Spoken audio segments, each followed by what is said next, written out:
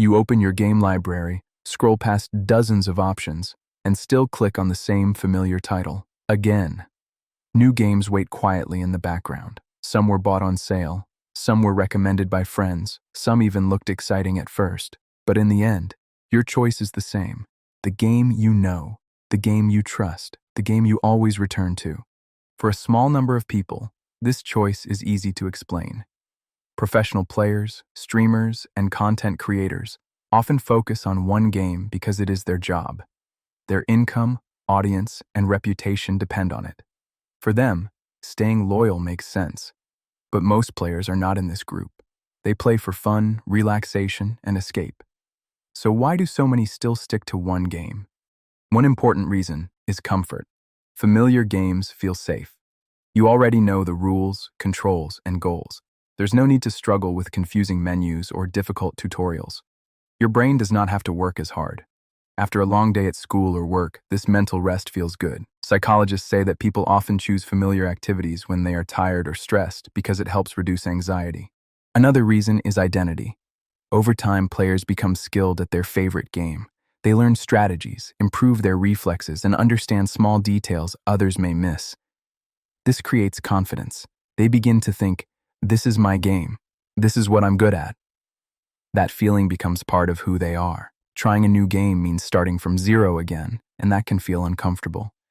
Control also plays a role. In real life, many things are unpredictable. Tests, relationships, money, and future plans are often uncertain. In a familiar game, however, the player knows what usually leads to success. Effort brings results. Mistakes can be fixed. This sense of control is calming, especially for people who feel powerless in other areas of life. Nostalgia is another strong influence. Some online multiplayer games have existed for more than 10 years. Many players first discovered them as children. They played after school, with friends, or during holidays. These memories become emotionally important. When they return to the same game as adults, they are reconnecting with a younger version of themselves. The game becomes a bridge between past and present. However, this habit also has a downside. By staying in one digital world, players may miss many powerful experiences. They miss creative stories that could make them think differently. They miss new game mechanics that could challenge their skills. They miss artistic designs, emotional moments, and original ideas.